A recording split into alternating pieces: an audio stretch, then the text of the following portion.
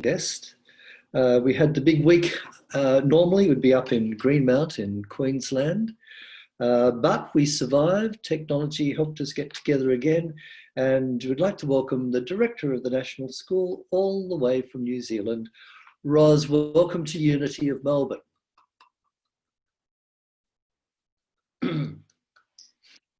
Thank you. Bill. You know, I was just listening to that lovely meditation, Bill, and thinking, you've done it. That's it. We can end the service now. He's done the whole thing. It is really all about that going in within, isn't it? It's that place where it all gets revealed. So lovely to see you all. So divine order, the law of divine order. That's why I called it law and order, because there is a law of divine order. And as Charles Fillmore said in The Revealing Word, order is the first law of the universe, the first law. So if we don't get this right, things can get quickly out of order. And it affects everything if we don't have this order in place. Well, it's affected anyway. It affects our relationships, it affects our work, it affects our health, it affects our finances, it affects everything in our lives. And you think about it, when you look at nature, we can see that there is a divine order in nature. You plant a seed, you plant an apple seed, and you get an apple tree. You don't get a pear tree unless you graft a pear onto the apple tree. The tides go out, the tides come in. There is nothing random happening in this world of ours, in nature's world. It might look like it's random sometimes, but it all has a cause. And so it is with us, with everything in our lives. So how can we state that law? That law can be stated as mind, idea, expression. Mind, idea, expression. If there's nothing else that you remember from this, I want you to remember that, because it will guide you absolutely back to the right order. It will take things that are out of order back into order. Mind, idea, expression. And when we think about mind, let's just look at mind for a moment. It's not just our conscious thinking. This is mind in a much broader sense. That beautiful music that Diane played for us from Solace, when Paul Hasselbeck was playing it for us during our class with him, he said, open your heart, mind. So mind is also in our heart. In fact, the word, you know, the Bibles come down to us from the Greek.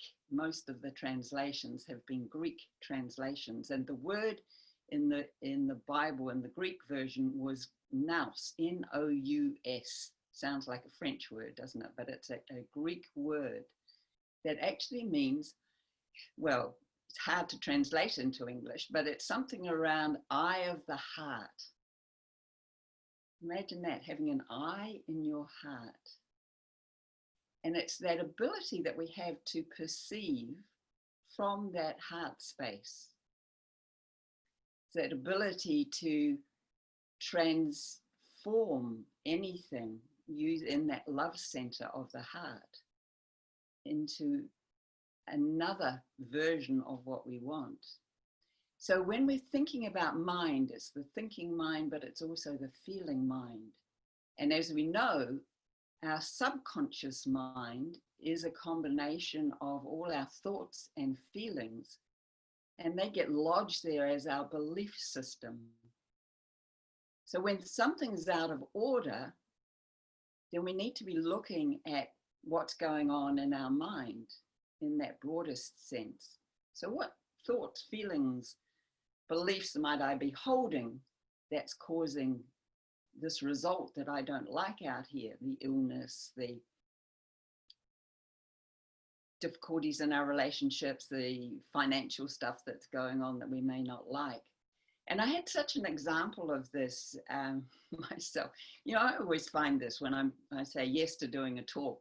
I should learn to say no, I think, because it plays with me for the next while and things come up. So yesterday I was on a 2-hour class, and I got up from my chair and I could hardly walk. All right, my back felt like it had really seized up, my lower back.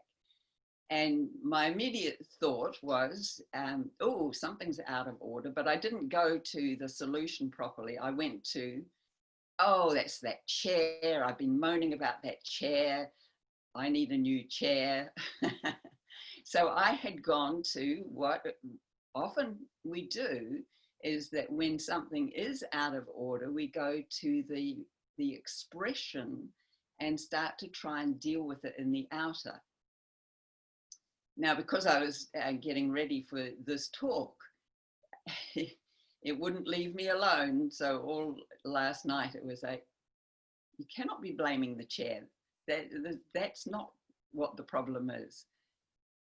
My thinking about it, as a man thinketh, so is he. Weren't these some wise words that we've seen before? As a woman thinketh, so is she. So I realized that I had been thinking about the difficulty with this chair as if it was the problem, and not recognizing that my holding those thoughts and feelings about it were actually going to generate a difficulty in my body. Does that make sense? Can you see where I'm going with this?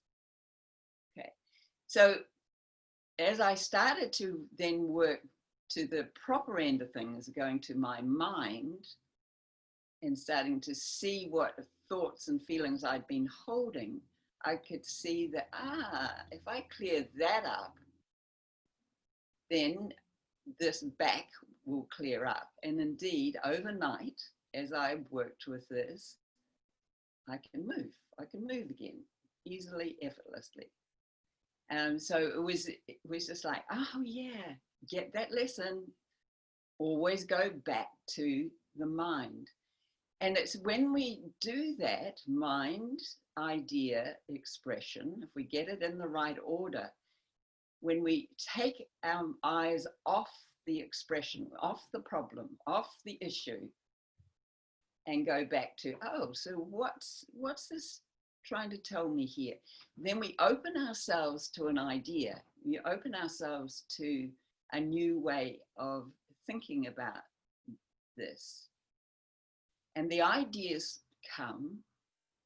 Now, if we stay at the level of the problem, then we'll only get ideas that are at that same level. So we have to move our consciousness to a higher level. We have to move to, I can contact divine mind here. I can contact God mind, which has infinite possibilities, doesn't it?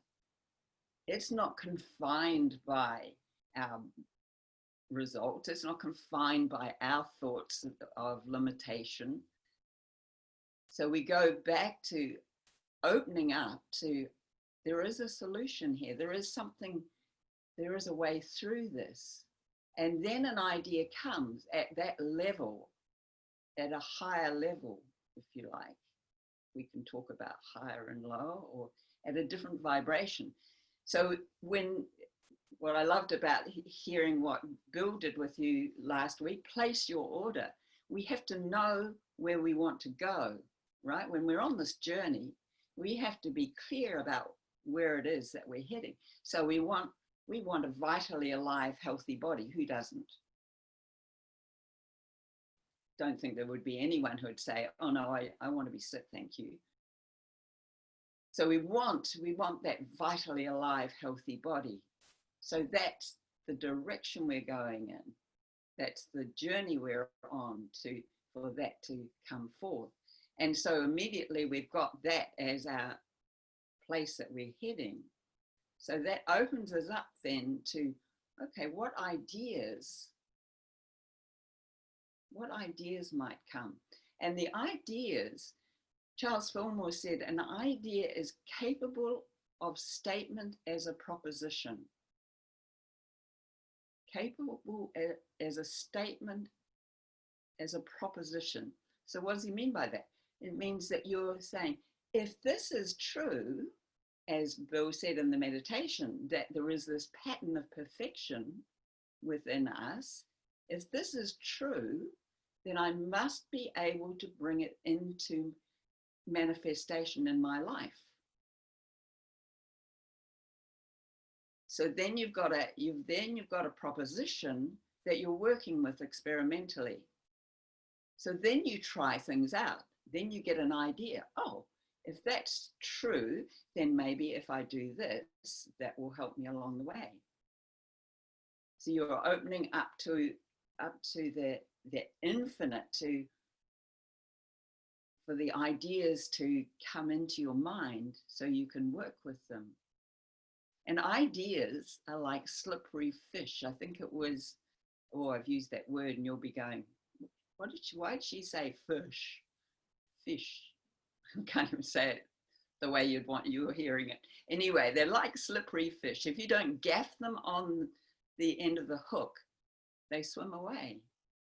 So be open to and receptive to noting down ideas that come to you, because they're the coin of the realm. Charles Fillmore said that this is our divine inheritance. He said we should be taught how to manage or deal with ideas, not with money, not with stuff, but with ideas. Because ideas are the most powerful thing that we have. Someone, Adler, I think it was, he said, I'm grateful for the idea that has used me. Don't you love that? I'm grateful for the idea that has used me. I'm grateful for the idea that I had that we would be offering all the classes over a 2-year period. I'm grateful for that idea because it's been wonderful to have a systematic program of classes, to be regularly be able to, for my own sake, regularly be able to keep the study going, to keep my mind refreshed and to keep my heart open to new ideas. So ideas have that value, and they may seem like a little idea. And sometimes we say that, well, it's just a passing thought, it was just a little idea, but a little idea has the capability of bringing down nations. You think about the story of David and Goliath. He had a little idea about that he could throw a stone and bring down Goliath. See, we sometimes dismiss our little ideas as if they're nothing. But an idea, when you start working with it, gathers other ideas of like kind with it. And that's why we must be very careful about what ideas we have. They're not all of the same value or quality. Some of them are ideas that we need to get rid of. Think about it in this way, if you like. We all know about the law of gravity, right? I don't know anyone who would think, oh, I can just walk out the second level window and I can fly. No one I know would throw a basketball hoop into the air and expect it to stay, right? It's going to crash right down. So we have to build a structure. If we're going to put up a basketball hoop, we want a structure to hold it there.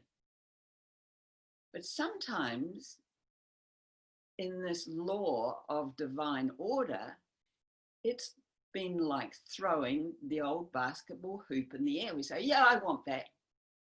But we built nothing under it. We already have an old structure. We already have something that's keeping the old result or expression in place. And until we dismantle that and create a new structure, then it will be just like tossing that basketball hoop in the air. And that's where those denials and affirmations are so powerful for us. We look at some of the ideas that we might be holding, some of the thoughts, beliefs that we might be holding, and start to deny their power over us. So that was one of the things I was doing with my back. I was denying the power that I'd been giving to this chair to cause me a problem. And we know also, when thinking about a deeper level of that, when we have problems in our backs, and you can do this for any part of your body, but in this case, it was my lower back, it's somehow some belief that I'm not being supported, right? So I had to look at that. And that reminded me of an earlier time in my life, a few years ago, financial crash time. What was that? 2008, 2009, around there. John and I were living in Maine in the US, and in this not-for-profit lab. And I was doing front of house, front desk. I was had been given the grandiose title by someone, the director of first impressions, which I loved. I was a glorified receptionist. But I loved the position, loved the people I was working with. And suddenly with the financial crash, they made my position half-time.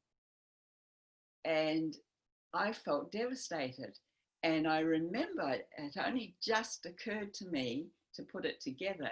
My back went out, my lower back, and I was off to be, because I hadn't been studying divine order well enough, I guess, I was off to the chiropractor, getting that sorted out. And I was like, how deeply rooted some of these ideas are within us. Where was I putting my faith? In the work, in the position, or was my faith in God? It wasn't, was it? At that time, it was very much in the position. And so it's been a process for me of trusting, of putting God first. And that is the way that you can bring divine order, this law of divine order, into expression. To get it right, mind, idea, expression, is to put God first. Put God first. One of the affirmations that I love from Charles Fillmore is, I put God before me this day to guide, guard. I put a govern in there, he didn't. Govern, protect, and prosper me. 3 G's and 2 P's. Guide, guard, govern, protect, and prosper me. Put God first. If you remember nothing else, just put God first, and then things will fall in divine order. But if we put the outer first, if we go, oh, I've got this tweak in my back, I better go to the doctor, better go to the chiropractor. What have we put first? Charles Fillmore warns us about all these things that we spend so much time and money learning, the laws of medicine, the laws of whatever other laws, man-made laws there are, and not enough time on learning the universal laws that he says should be our first priority. Learn the universal law. And he says this law of divine order is the first law of the universe. Mind, idea, expression.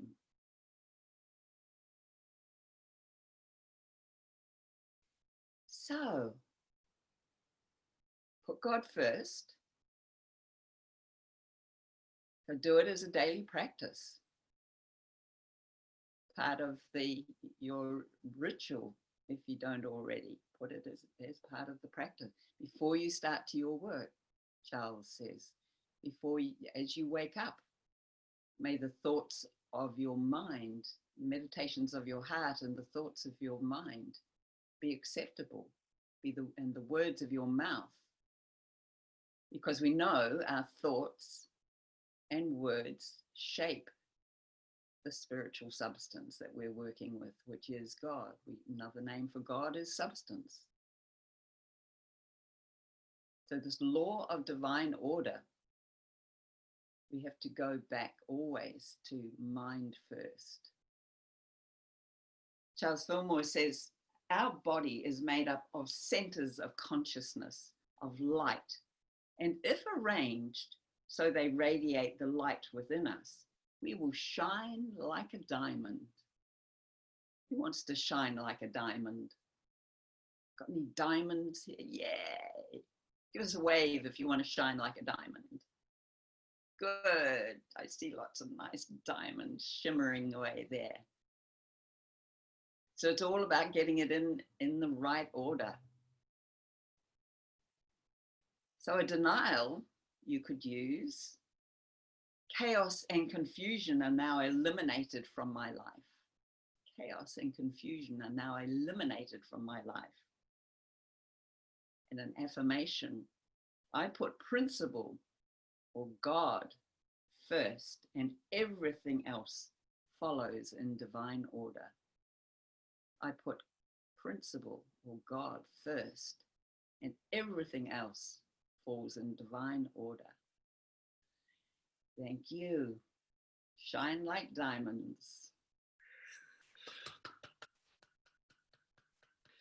Wow, thank you very much, Ros. I needed to hear every word of that.